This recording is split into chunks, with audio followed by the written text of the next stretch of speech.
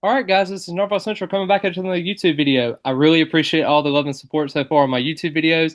I've been consistently doing these lately, and the thing is that Florida State's been doing so well is recruiting. Recruiting has been absolutely red hot so far. I think that Florida State is going to continue to get some of those guys in. They've so far got about 20 commitments in the class so far, and it's just been very exciting to see because originally everybody thought Mike Norvell was just a transfer portal king in terms just only going after transfers, but then you start realizing that, hey, he's actually getting some of these high school recruits in. Granted, you can't let this fall into a 2022 class where you actually got out of the summer about fifth or fourth in the country. You ended up playing a close game against Notre Dame, and then you turn around and lose to a Jacksonville State, and everything just kind of collapsed. Then you saw Travis Hunter decommit at the end of the year, and just everything kind of fell to the wayside.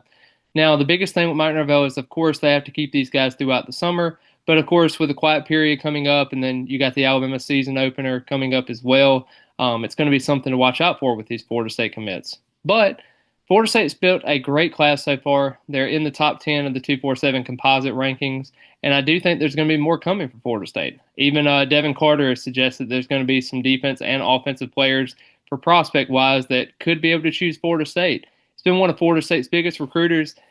Yes, Jaden O'Neal is in the class, and he's been a very good recruiter as well. But Devin Carter, a legacy commit, has really taken the reins of that and been kind of that vocal leader that the class really needed. Overall, though, I mean, I think there's a couple of hesitancies with like the defensive end spot as well as the offensive tackle spot because I think you need to get more guys there. Defensive line, we need to get a little bit more defensive ends. We've got a couple of tackle bodies that I really like, and then also on the offensive line, you've gotten three very good interior offensive linemen, but you need to get some tackles. Of course, tackles are so important in today's game. But I want to focus on the linebacker position. John Papuchis actually switched over to that position this offseason after Terrence Knighton is actually the defensive line coach now at this point. And I do think that with Randy Shannon no longer at Florida State, everyone was criticizing his recruiting ability. Out of respect of Shannon, I'm not going to really mention any of those. What's in the past is in the past at this point. But I do like that John Papuchis has actually got switched into that role. He's a very good special teams coordinator as well, very involved. Now, granted, he has missed on a couple of recruits, especially on National Signing Day with a couple of guys there, especially in the South Florida area. But I do think that Florida State can have a little bit more recruiting specialists there. You got a guy like Noah LaValle, who they've already got in the class, younger brother of Caleb LaValle, who's on the team right now at linebacker position. You got Karen Mycock as well, and I think that could be a guy that you can really turn to from the South Florida area. Problem is, he's going to be making his final decision coming up in July, and teams like Alabama are kind of in the mix, and that is kind of a scary proposition. You basically got two linebacker commits so far in the class, and you're trying to figure out what you got to do there.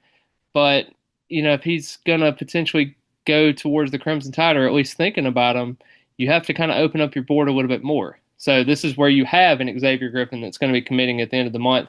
I definitely think it's going to be Alabama. Will they take two guys from you? I hope not, but that could be a possibility. T.J. White from Mississippi, a four-star, can be another candidate there. Jordan Campbell, he's a Miami commit, can be another kind of option there too. Rodney Colton Jr. is another one from Newnan, Georgia. Is also kind of a piece that I want to talk about in this because he is going to be making his decision on July 12th. It's going to be between Florida State, Colorado, and Ole Miss. Ole Miss has already got Isaiah Williams in there. He's committed four times at this point. He's probably going to commit and decommit and commit one more time again, just because that's how his recruitment has been so far. It's been kind of crazy. Williams actually used to be a Florida State linebacker commit, but actually flipped over and has flipped a couple of schools now at this point. So we'll kind of see what goes on in that recruitment, but I'm not here to talk about Williams' recruitment. I'm really here to talk about Colton Jr.'s recruitment because I do think Florida State stands a very, very good chance in this. Biggest thing is I need to see if they're able to swing for the fences for Xavier Griffin because I think that is a game changer at the linebacker position. T.J. White looks more so like he could be committing to like a Tennessee at that point, so that could be definitely something in the mix there. And then you got a guy like DQ Forkpa as well, who is kind of leaning towards Florida at this point because I do think that he loves what Florida State brings to the table, but I wonder if Florida State's actually going to give him the green light. And I do like him as a prospect. He's from the IMG Academy, And I think he can be a really good guy for Florida State to kind of build around. He kind of reminds me a little bit of Steven Dix. I know his career didn't really pan out the way Florida State fans wanted him to. Kind of a raw prospect, but he does have the size and the stature to be able to be successful at the college level. But in terms of Colton, though, I mean, he had 53 tackles last year. He had 12 for loss, 6 sacks. He had an interception as well. He's very instinctive to the ball. He can be a guy that Florida State's going to kind of rely on. Top 250 prospect, about the 15th best linebacker in the country. So 6'1", 220 from that Georgia area. I definitely think that Florida State's involved there. I am nervous that the Colorado visit was kind of his last one before kind of making that decision within the quiet period. I know he's going to talk it over with his loved ones and he's going to kind of go through that process with everything. But Florida State definitely feels confident in that recruitment. I would definitely see if they want to go after some of these other linebacker prospects first before kind of making a decision.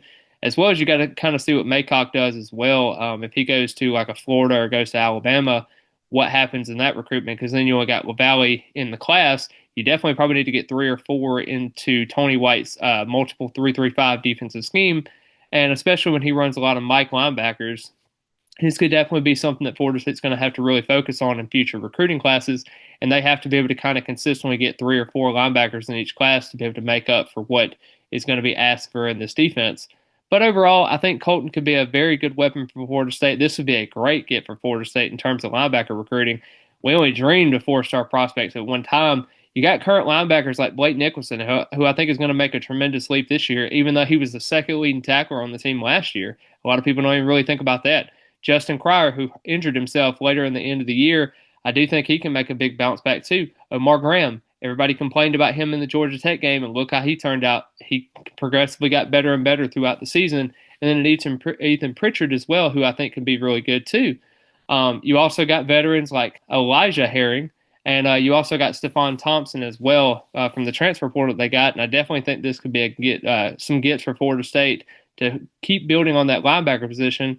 But just overall, what are your thoughts on the linebacker position? What are your thoughts on Colton Jr. to Florida State? Will we be able to choose Florida State? Will we be able to choose Colorado? Let me know in the comments down below. What do you also think about this recruiting class? They have been heating up lately, and I'm super excited to keep reporting on this and keep doing these YouTube videos because I know it's something that y'all are enjoying so far. But I really appreciate all the love and the support so far. Be able to follow me on my socials, on my Instagram, on my Twitter, everything in between. I post as many daily content, Florida State daily content as I can. And as always, go Noles.